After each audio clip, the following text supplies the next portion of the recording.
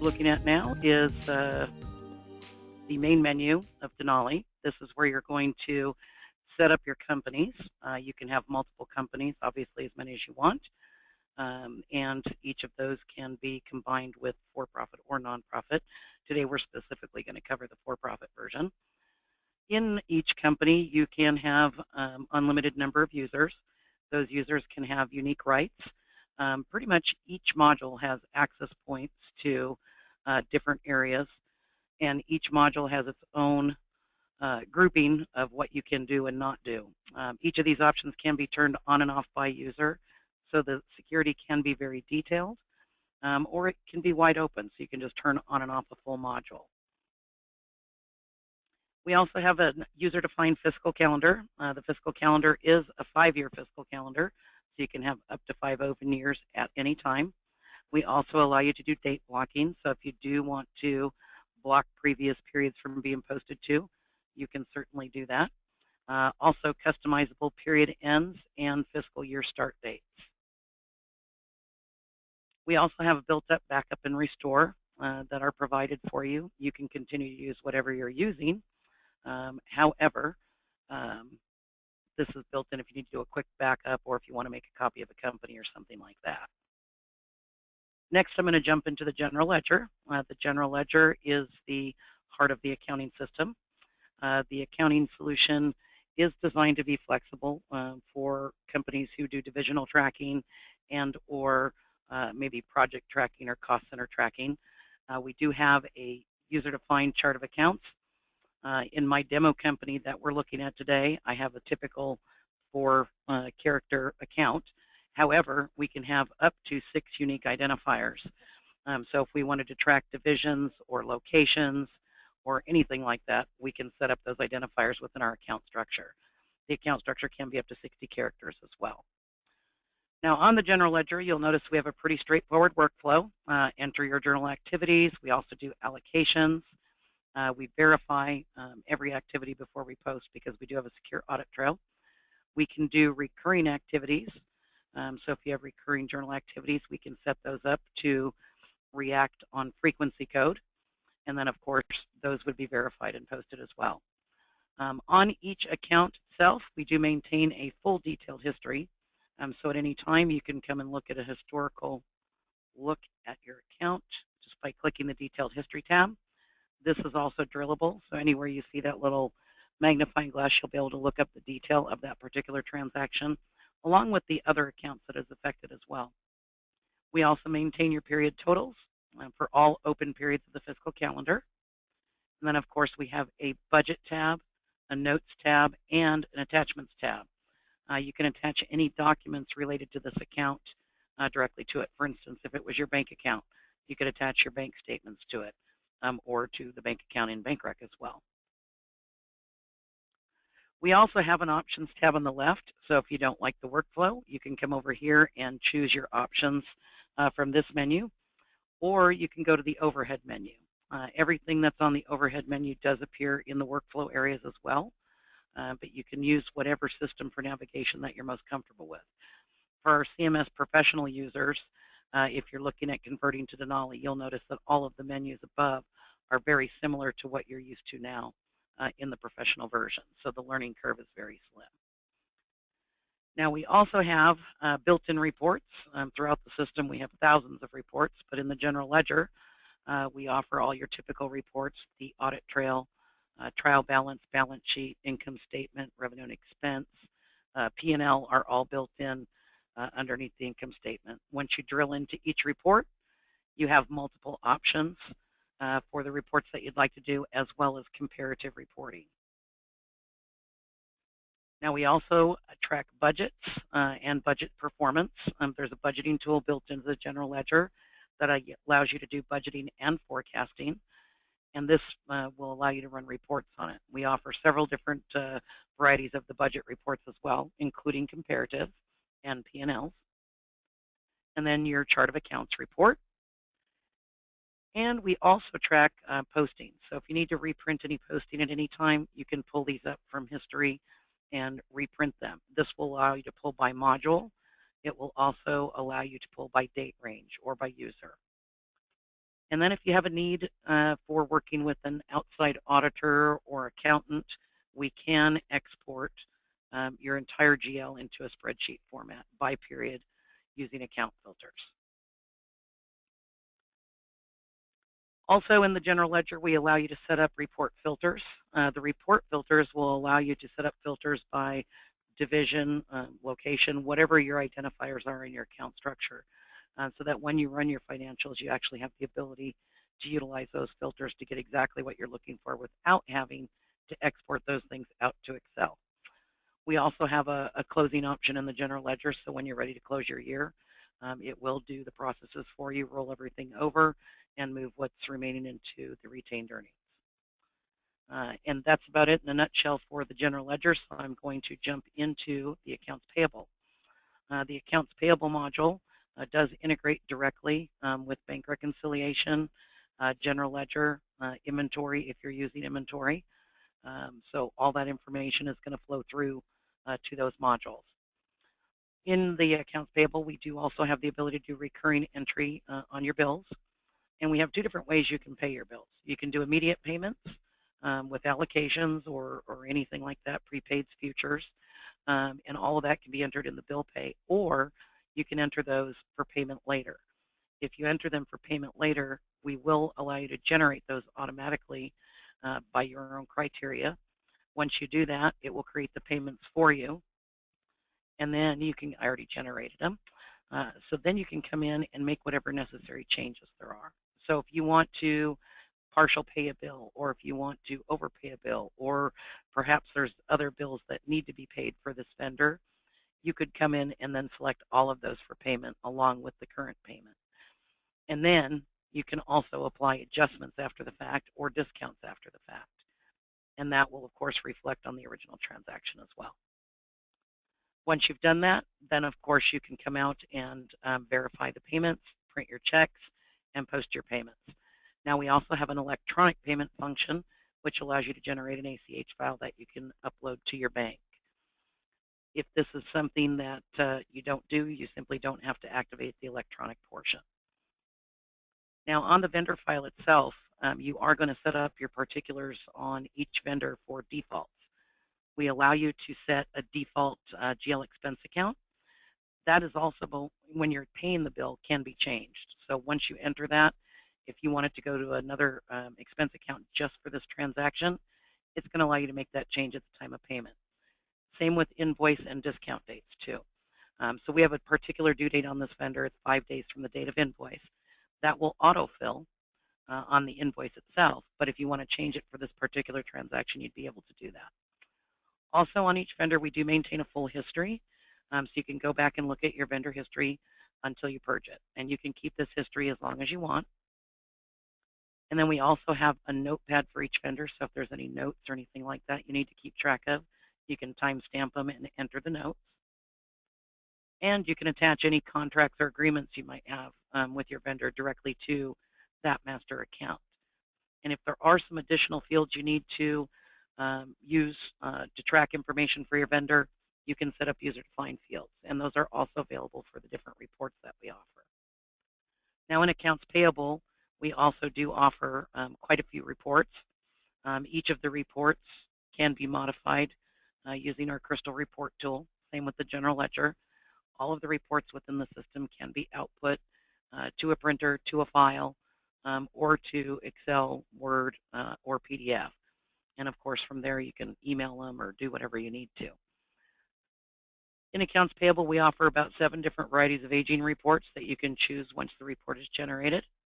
We also do cash requirements reporting, overdue reporting, and history reporting. Now, the history reporting can be run in standard history format or dated invoice to payment reporting as well. Once you drill into the history report, you'll see you have a ton of options for sorting and what type of information you're looking for. So if you are looking for a particular transaction style, we can pick the transaction style we're looking for. The additional filters are going to be those user-defined fields that we set up on the vendor account itself. You can also run this report by department code or what we refer to as AP code.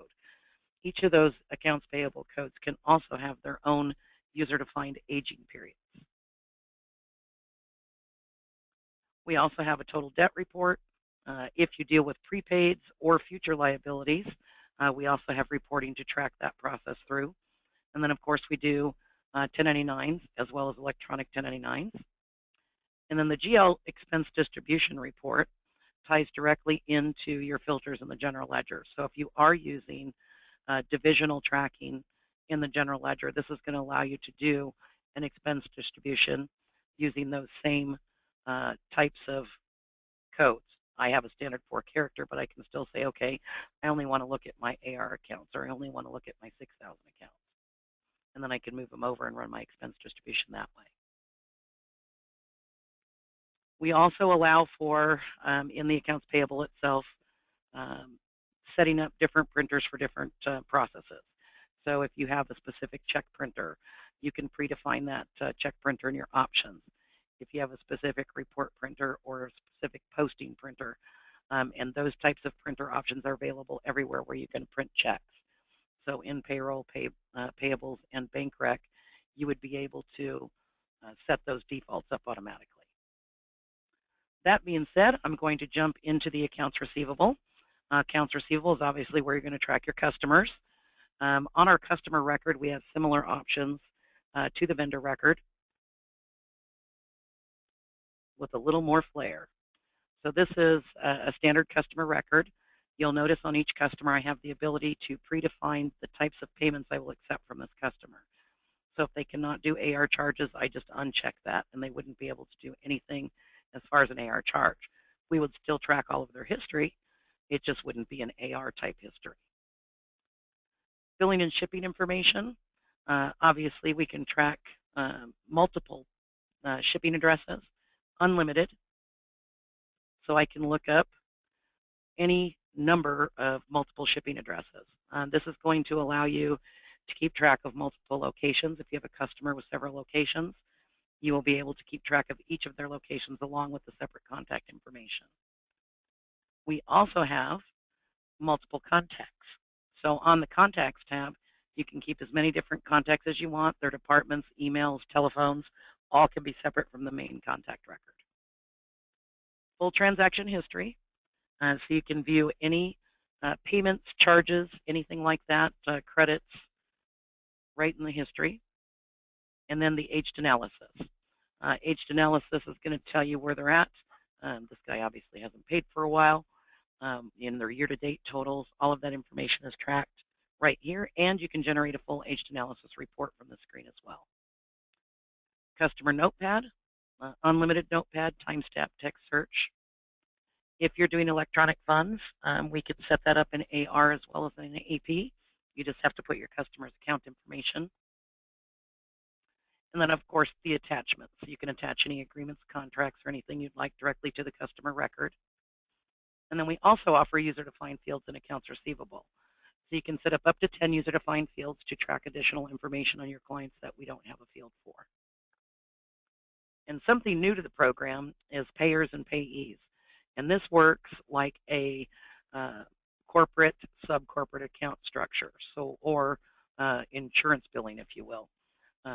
So you can set up a payer and then who they're responsible for paying. And each time you enter an invoice for someone, if they have a payer or payee, it's going to allow you to choose which one. And then that will post over and you can track balances both on the parent and child account. Now, as far as entering payments, one of the nice things about the payment screen is that you can add customers on the fly. So if you get a new payment in, maybe the customer wasn't added or whatever, you can add them right from the screen. Unlimited transaction codes. The nice thing about unlimited transaction codes is that you can choose exactly which accounts in general ledger they affect. And with that, you can have very defined things going on within your chart of accounts, so that if you do divisional reporting, you can have divisional charge codes, payment codes, et cetera, et cetera. Once we do that, the same thing occurs over here. If we're doing an actual payment, it's going to bring us up a list of everything this customer owes, nothing at this point, and we can do a select all, so we can accept multiple payments at the same time, or we can pick and choose exactly what we're going to apply this payment to. And then if it's an electronic payment, it's going to ask us for our EFT account code. Once we've done that, we again have our verification process, and then we can post. We also do recurring transactions in accounts receivable, and the same process applies where you verify and post. We do track finance charges within the system. So if you charge finance charges for late payments, you can choose the AR code and then what's the minimum finance charge. So if it's going to be $5 minimum, it's not going to apply anything that calculates at less than $5. And then we also do statements. Now, in the statements, we do have multiple formats as well. We have a plain statement. We have a detailed statement. If you have pre-printed statements, we can format that to match whatever your statement style is. Otherwise, you can choose from many of our already designed statements with the backgrounds and everything and just add your logo to them. Now, on the reporting side in accounts receivable, we have all of your typical customer listing type reports, labels, a contacts report. Statements is also going to be found in the reporting section as well as on the main screen. And then aging reports, there's about 5 different varieties of aging reports. Past due report, the collection report, and that's going to give you the information as well as contact information so that you can make calls directly from that report. And then a full history report. This can be sorted a number of different ways. You can use additional filters as well, and you can run this by department as well. And again, each department in accounts receivable can have its own customizable aging periods. And then, of course, the dated invoice to payment report. We also, on this particular report, can choose the number of days back we have, and we can run this by a specific customer, and we can exclude all customers with 0 balances. In the accounts receivable, we also offer you the ability to set up clerk codes. One of the things that we found is in the sales and receivables modules, a little bit of additional security might be necessary. So in accounts receivable, you can have multiple clerk codes. If you don't have any, it will just default. But you can set up multiple clerk codes and give them access to edit and void or not. And this is in addition to their general login to the accounting system. So on to next, I'm going to jump into the payroll. The payroll module is very intuitive, simple to learn, easy to use.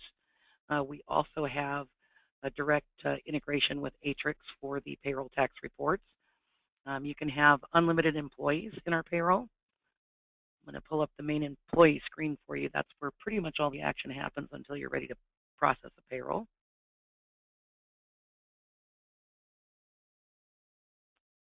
So on my main employee record, you will notice that I have obviously all its contact information, emergency contacts, payment type, last raise. This is the main screen. On top of the main screen, we also keep track of their year-to-date summary. This can be set to go back 5 years. We have the ability to track unlimited pay rates as well as unlimited taxes. So if you have employees that work in multiple states, even if it's in the same period, we can take care of that. We also have the ability to do distributions for benefits as well as garnishments or anything like that through each department. That way it directly affects your GL divisionally as it should. Now, in each pay rate, we can do a combined hourly and salary distribution. And then we also can set our own overtime rates for each different pay rate. Now, you'll see here there's a default unit. The default unit would be for hourly employees, and if you are tracking, if they typically work 80 hours every 2 weeks, you can put 80 units in here. That will automatically pull over to payroll. Now, you can also edit that at the time of entry, so it's not mandatory that you use that, but it just makes it handy for easy payroll entry. We also have unlimited benefits and deductions, so you can add as many different benefits. We do all of your standards for retirement, health insurance, if they're doing, prepayment, things like that. Garnishments are going to be done on a separate tab because there are some additional settings that are required for child support, maximum percentage when in arrears, the minimum wage law, all of that. We also have unlimited leave codes. With the leave codes, each one of them can have their own accrual rate. So if you pay sick and vacation time separately and they accrue separately at different rates. You can set those up to do that. Or you can do a standard PTO, and then they just have one accrual. We also have the ability to track bereavement leave, jury duty, holidays, all of that. We also handle direct deposit. Direct deposit can be done with any bank. We provide you a NACHA file that will upload into any bank for direct deposit. We have unlimited disbursements per employee, so they can put their money into multiple accounts. And then we also have an unlimited notepad. On each employee, you do have the ability to attach documents, and this is also unlimited, as well as unlimited user-defined fields. This works kind of like a mini HR system, if you will, because you can build your own database. You can have text fields, lookup tables, date fields, numeric fields, however you want to set these up to track whatever information you'd like to track. Now, as for the payroll process itself, very, very simple. I just click on Enter Payroll, as you can see I just did. I'm going to process payroll for my entire group, but I could also process by department. And if you process by department, it's going to pull only those employees within that department. So I'm going to click Add to Grid, and you'll see here it's going to pull in all my employees automatically. I was going to wait till the end to answer a question, but Chantel asked a good question about changing employee time to certain grants and funds account. Is there specific time covered by a grant? And yes, if you set different departments, each department can be assigned to a specific grant or program, and the disbursement of benefits, as well as any sick time or anything like that, would also be dispersed properly across those grants. So now you'll notice on my payroll screen, I have a little yellow line here. This is telling me that something's wrong, and I should probably fix it. All I have to do is click Edit, and I can say, okay, he had 80 hours this week. Now I'm done. Now it automatically does that, and you'll see it recalculates my gross pay, total deductions, and taxes automatically. I don't have to go into each one of those and tell it to do it. Once I've changed that, it goes ahead and does it. Now, as far as the red line you saw over to the right, the reason that was red is because we could not proceed because we don't do negative payroll. So it's giving us a red warning that no, hey, something definitely is wrong and it needs to be fixed. Now, let's say he didn't have any hours. At that time, we could just come over here then and say, okay, we want to take him out of this payroll altogether. If you want to add somebody back in on an individual basis, you can do that just by simply selecting the employee and clicking Add to Grid. So the grid is very flexible. Once we've done that, we can go back out to our workflow area, or we can simply click Next from here, and it will bring us through the whole payroll process. So first, it's going to allow us to print an edit report. Then it's going to allow us to do our check run or our direct deposit stubs, or both. And after that, we can do all of our reports. So we have the check register report, and then we can choose which pre-posting reports we want: benefits, deductions, additions, tips, garnishments, the whole 9 yards. Then we can do our electronic reporting, and then, of course, generate our direct deposit file for upload to the bank. And then we're done with our payroll, and we can post it, and it's all done. Now, the nice thing about payroll, too, is it also integrates across all of our other modules. So if you're integrated to accounts payable, bank rec, general ledger, even job costs. So if you need to report hours to a specific job, it can do that as well. So now that I'm done with payroll, I'm going to jump into the sales modules. The sales modules, we offer our order entry. This is going to allow you to do work orders. This is going to allow you to enter invoices. It also integrates with inventory. If you have inventory, if it doesn't, you can use service codes. Nice thing about order entry is that all the screens for entry are user definable. This is my order entry screen. I have my customer information, and then I have my descriptions down here. I can change the way this looks. I can change each header. I can have different fields. I can add fields. I can take away fields. So completely up to you how you want to design the screen for invoicing.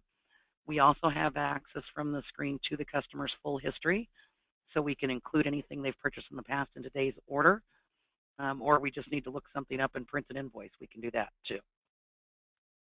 Once we've determined that everything up there is okay, we can select our items from a list. We can scan items in however you want. And then we just select that item, and it's going to pull in all the information related to that item. We can also define each prompt on the screen. So if you want it to automatically drop to the next line, we can do that too. Now at this point, we can save this invoice, or we can go to tender if we're going to accept a credit card or anything like that. If it's an on-account charge, we just hit save, and it's going to be a charge sale. And then we can generate the invoices at the end of the day. We also have the option of emailing the invoice at this time, so you can do that as well. And then we also have a point of sale module, which is more geared toward retail. So on the retail side of things, we also give you the option to set up touch buttons. So you can simply push a button for an item, and it will bring up multiple drill downs, and then you can choose exactly which item you want. And then, of course, we tender the sale. The tender can be cash, credit, charge, alternate tenders for coupons and things like that. And then we just complete the sale, and we're done. And this will print an invoice to a receipt printer, or you can disable that and just save it without printing. And I'm going to go ahead and pull it up on screen. Now, the nice thing is, if you don't have a receipt printer connected, or if somebody just doesn't want a receipt, you'll notice on this button, if you have a touch screen or even a mouse, it doesn't matter, you can choose to save without printing. And nope, no duplicate. And then it brings you into the next transaction, and you can carry on. This does work with all of your typical retail equipment, receipt printers, scanners, pull displays that tell your customer exactly what the price point is, and handheld scanners, and all of the good stuff, cash drawers. We also have a scale interface for certain types of scales as well. This does tie in directly with your inventory. So on the inventory side of things, you have real-time quantities from your sales modules at all times. You can also make adjustments in inventory. So if you are making adjustments for write-offs, or maybe you're doing a bill of material because you're building things from materials to finished product, we can do all of that within the inventory.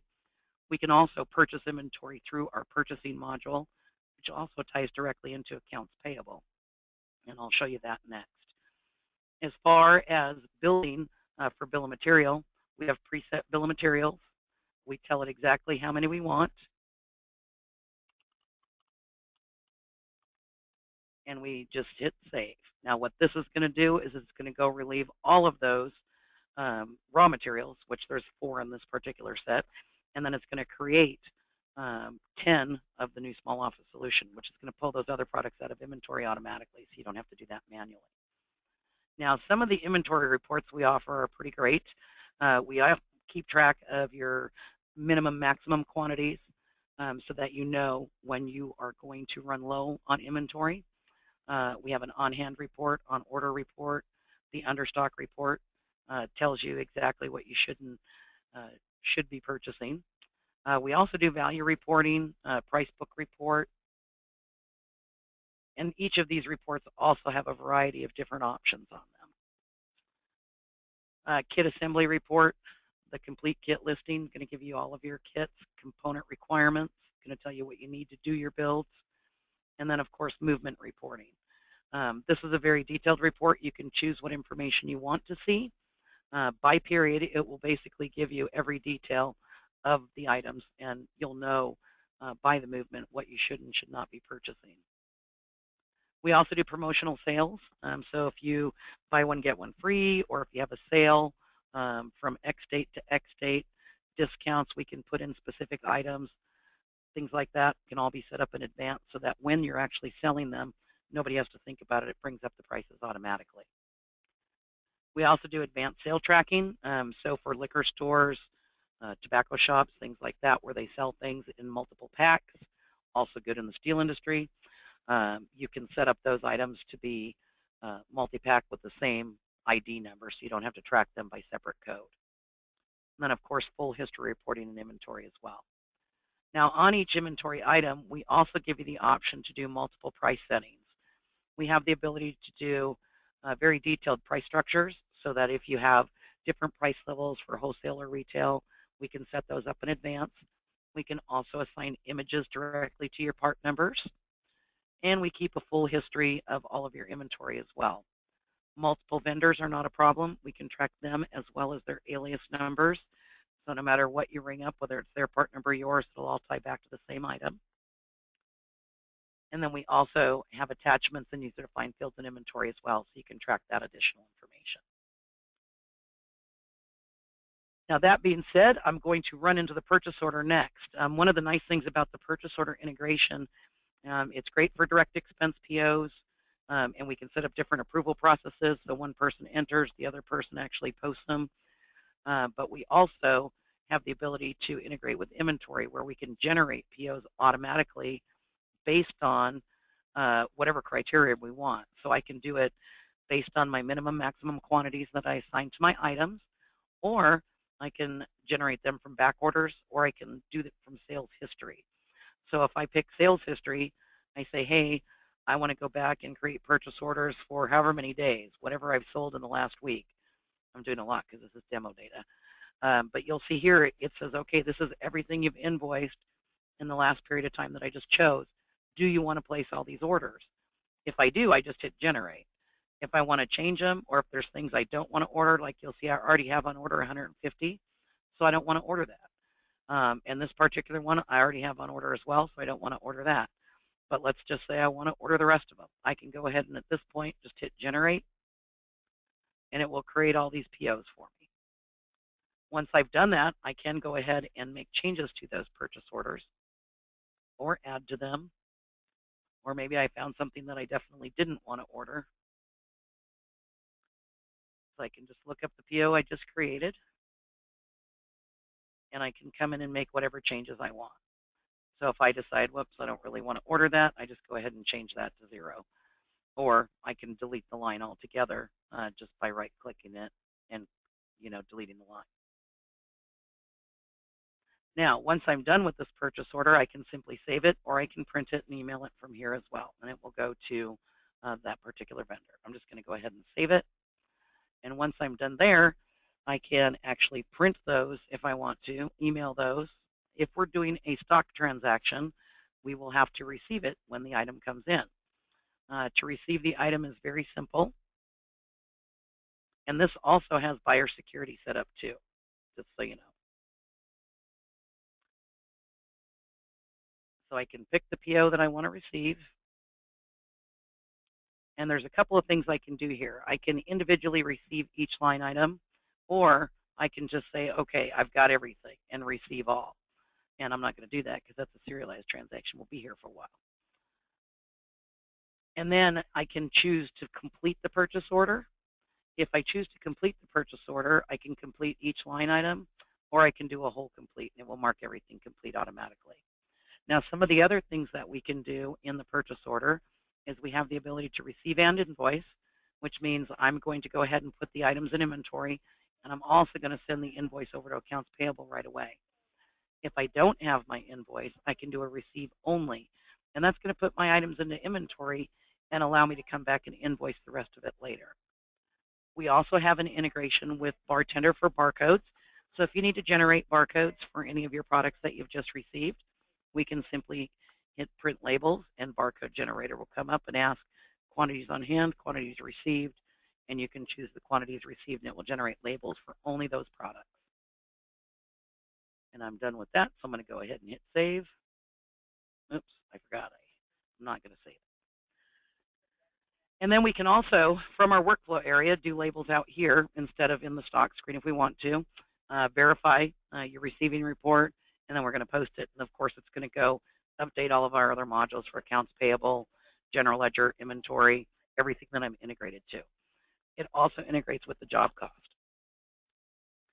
Now, you'll notice on the reporting side in purchasing, we have the purchase order report, which is just going to give you a list of all open purchase orders. We also track expected and late items, so we can go look and see, if we were expecting an item on this day and it's not here yet, we can call the vendor and say, hey, when's it expected? And we go update the PO for the new expected date. We also have vendor performance reporting. This is going to report on each vendor, how they've been with delivery, how they've been with cost, with variance of cost, who gave you the best price. All of that information is tracked. We also have a full purchase order history report, and this can go back as far as you want. Again, nothing's going to get deleted or purged unless you choose to. And then we have an item history report as well. It's going to keep track of all items or direct expenses that you've entered through purchase order. And then we do have the ability to pre-issue purchase order numbers as well. So if you pre-issue a PO, you can assign it to a specific buyer for a specific amount. And last but not least, I'm going to move into the job cost, and then I'll do a real quick tour of the bank rec. The bank rec module is very straightforward, so there's not much to show there. Job cost is a very detailed job costing solution. We have the ability to set up templates for phases, cost materials templates, subcontract templates, and regular general cost codes, if you will. You can also assign processes to each of those phases. One of the nice things is on each of the templates, you can assign defaults. So for instance, I'm going to bring up a subcontractor code for the electrician. I can put in here a specific vendor, what they charge per hour, and then of course I can have a budget as well, and this can get attached directly to a job. And if I'm marking it up, I can set my markup, and I can also schedule. So if the electrician needs to be there X day on the job, I can put X day on the job as when they need to be there. And once I use this code, I attach it to a job, I can modify it for that job. So if that day changes, we're just going to change it specifically for that job, and the default will stay whatever the default is. And each of the codes that you set up in here can be done that way. Now on the main job screen, this is going to give you a complete overview of each of your jobs. I'm going to pull up a computer tower. Now you'll notice on this job I have multiple phases. Within each of those phases I have material cost codes, I have process codes, and I can drill into each of these and see the detail. I can add new ones, so if something new comes up, and I can do that through cost activity or directly on this grid. It tracks throughout the job the percentage of completion. So when it's been completed, it also tracks work in progress. You can, each time you do something or complete a phase, it will relieve the work in progress as well. And then you'll also notice it tracks your actual cost, your cost estimate, your price estimate, and what your estimated profit's going to be. We also have the ability to do direct cost activity entry and reverse cost activity. Now, one of the nice things about this is we can also transfer cost activity. So if you have employees working on one job, you want them to go to another job because they finished early, you can actually transfer some of that cost over to the other job. Same with items or material codes as well. And then we have a ton of reporting available in the job cost. Job reports, job scheduling, job listing, all open jobs, requirements. The requirements reporting are great. Tells you the date requirements, tells you the item requirements, the whole 9 yards. And then, of course, estimates, cost activity analysis, work in progress reporting, and then estimated versus actual reporting, which is very nice because you'll know if you're getting out of whack on your jobs and making money or losing money. So that's it for the job cost. Next, I will go to the bank reconciliation. Now you'll notice I have all my modules open at the bottom, but you can also open them from the top menu, or you can access them from the file menu as well. So in the bank reconciliation, we do allow you to have unlimited bank accounts. Within each bank account, you assign your defaults for GL, obviously your contact information and financial information at a glance, and then general, what are your defaults, and then, of course, notes and attachments again here in the bank reconciliation as well. You also have access to your bank register right from this screen, so you can pull that up and look at it any way you want. Entering transaction in bank rec is very simple. Anything that you do in accounts payable, payroll, or any other integrated modules is going to come over automatically. So we choose our bank account, and then we choose what type of activity we're going to do. Check, deposit, deductions, additions, transfers, the whole 9 yards. And again, we have access to our bank register. Voiding activity works the same way, so we can pick our bank account. It will only allow us to void those items that are available to be voided. So it'll bring up a list of available transactions. Once it does that, it remembers everything from the original transaction and pulls it in. Now, reconciling, very, very simple. Obviously, everything you're doing throughout the month is going to come over automatically.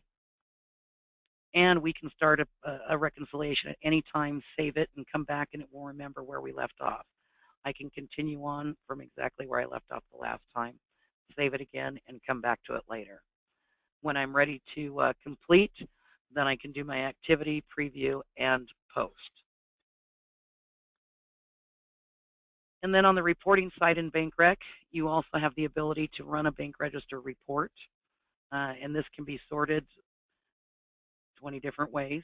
So it's very easy to find the information you're looking for. We also have a missing check report, and then, of course, your bank reconciliation report.